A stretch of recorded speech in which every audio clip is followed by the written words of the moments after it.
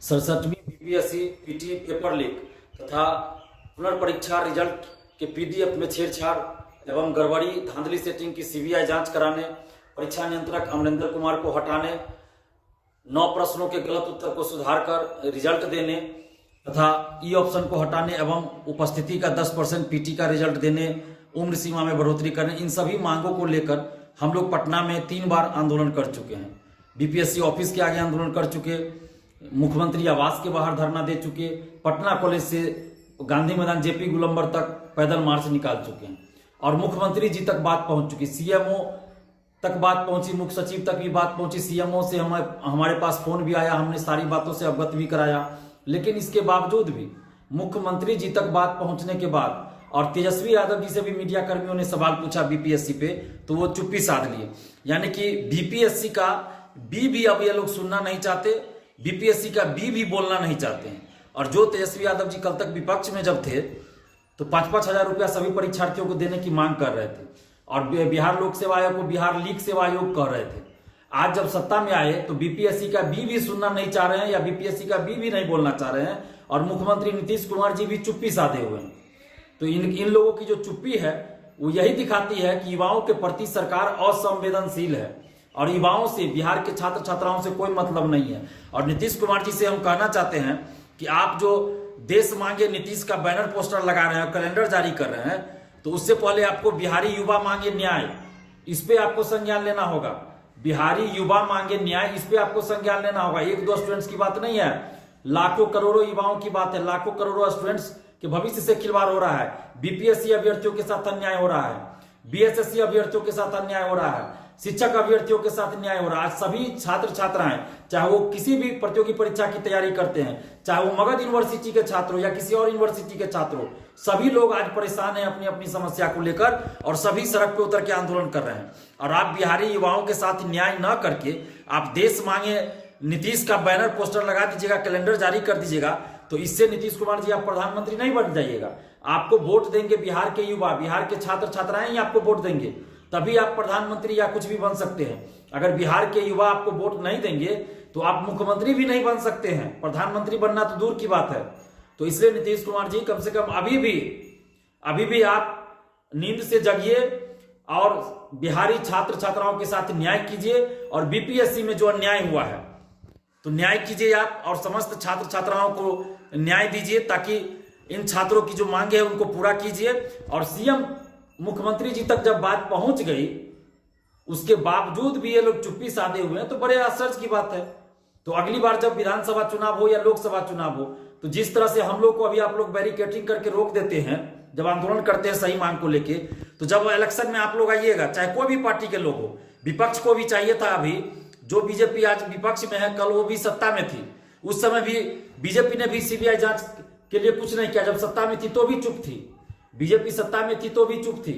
उस समय दरोगा बहाली के समय भी बीजेपी सत्ता में थी, बीपीएससी में पेपर लीक हुआ उस समय भी बीजेपी सत्ता में थी, तो उस समय चुप थी, सीबीआई जांच का कभी समर्थन नहीं की, ना एक शब्द बोला। जब आरजेडी विपक्ष में थी तो तेजस्वी यादव जी बोलते थे, अब जब सत्ता में आ गए तो चुप हो गए। उसी तरह जब बीजेपी सत्ता में थी तो चुप थी, अभी विपक्ष में है तो भी कुछ ज्यादा नहीं बोल रहे हैं, बस 1-2 लाइन बोल के निकल जा रहे हैं, 1-2 लाइन बोल दे रहे हैं मीडिया में कभी कभार, बस हो गया। जिस तरफ शराबबंदी पे विपक्ष ने, खासकर पहले बीजेपी ने राजभवन मार्च निकाला, बीजेपी के सभी विधायकों ने, उसी तरह क्या बीपीएससी मुद्दे पे, शिक्षक बहाली मुद्दे पे ये लोग सारे विधायक क्या मार्च नहीं निकाल सकते, राजभवन मार्च नहीं निकाल सकते, मगध यूनिवर्सिटी का सेशन सुधारने के लिए क्या मार्च नहीं निकाल सकते? तो सभी लोग, चाहे कोई भी पार्टी हो, सभी चोर चोर मौसेरे भाई वाली बात है और सभी पार्टी के नेता इस पेपर लीक में, इस धांधली सेटिंग में संलिप्त है। इसीलिए कोई भी सही तरीके से नहीं आवाज उठा रहा है और सभी इस मुद्दे को बस चाहते हैं कि लिपापोती हो जाए। शराबबंदी पे दिन रात हंगामा हो रहा है विधानसभा में और विधानसभा के बाहर, लेकिन जो लाखों करोड़ों युवाओं के भविष्य से जुड़ा मुद्दा है उस पर भी तो होना चाहिए। हम ये नहीं करें कि शराबबंदी पे आप नहीं बोलिए, जो बोलना है बोलिए, आपका ये लोकतांत्रिक अधिकार है। लेकिन जो 9 लाख और 6 लाख स्टूडेंट्स के साथ जो अन्याय हो रहा है बिहार में, बीएसएससी अभ्यर्थियों के साथ और बीपीएससी अभ्यर्थियों के साथ, शिक्षक अभ्यर्थियों के साथ, तो उस पर भी तो सभी को बोलना चाहिए। लेकिन सभी नेता और सभी पार्टियां, चाहे वो सत्ता पक्ष में हो या विपक्ष में, सभी इस पे चुप है। तो कहीं ना कहीं ये दिखाता है कि सभी पार्टियों सभी नेताओं की इसमें संलिप्तता है धांधली सेटिंग में, इसीलिए सभी चुप है। तो जिस तरह हम लोग अभी आंदोलन करते हैं तो ये लोग बैरिकेटिंग कर लेते हैं, बैरिकेटिंग करके रोड पे हम लोग को रोकते हैं। तो बिहार के समस्त छात्र छात्राओं से हमें अपील करेंगे कि जब अगली बार चुनाव में ये लोग आवे, कोई भी पार्टी के नेता हो, तो आप लोग भी अपने अपने मोहल्ला अपने अपने गांव में बैरिकेटिंग कर दीजिए और किसी भी पार्टी के नेता को घुसने मत दीजिए। जब कोई भी पार्टी का नेता हमारे लिए सड़क पे आंदोलन नहीं कर रहा है, अन्य मुद्दे पे ये लोग सड़क पे उतरते हैं, लेकिन जब छात्र का मुद्दा है तो उस पर सड़क पे नहीं उतरते हैं। तो फिर चुनाव में जितने भी छात्राएं हैं बिहार के, सभी लोग अपने अपने गांव मोहल्ले शहर में बैरिकेटिंग कर दीजिएगा और किसी भी नेता को गांव में इन नहीं करने दीजिएगा। यही इन लोगों के लिए सबसे बड़ी सजा होगी, सबसे बड़ा सबक होगा। और किसी भी नेता को किसी भी पार्टी को वोट नहीं देना है। आप लोग सोशल साइट्स पे भी इस मुहिम को चलाइए कि अगले इलेक्शन में हम लोग सभी नेताओं का बहिष्कार करेंगे। अगर हो सके तो नोटा का बटन दबाएंगे, नोटा का बटन दबाएंगे, ये मंजूर है। नया विकल्प ढूंढेंगे, ये मंजूर है। लेकिन वर्तमान में जितने भी पार्टियां, जितने भी नेता किसी को वोट नहीं देंगे।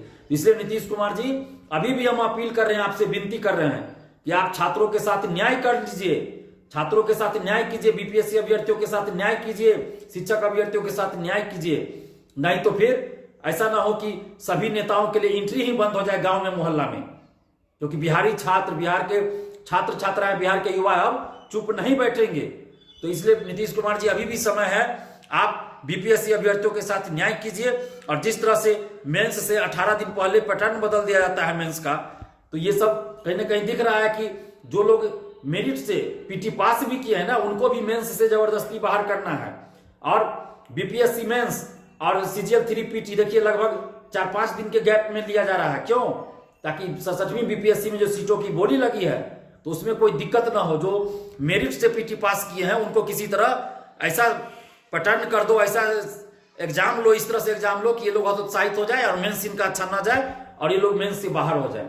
तो 67वीं में सीटों की जो बोली लगी है, तो नीतीश कुमार जी, आप न्याय कीजिए और शिक्षा माफियाओं पर कार्रवाई कीजिए और बीपीएससी अभ्यर्थियों के साथ आप न्याय कीजिए, ताकि छात्रों का जो मोह भंग आपसे हो गया है, सभी नेताओं से हो गया है, तो कम से कम आपके पक्ष में आ जाए।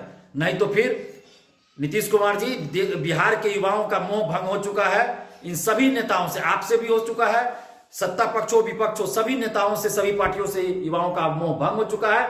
अगर न्याय नहीं मिला, अगर बीपीएससी अभ्यर्थियों को न्याय नहीं मिला, तो आगे से चुनाव में हम लोग सभी नेताओं पार्टियों का बहिष्कार करेंगे।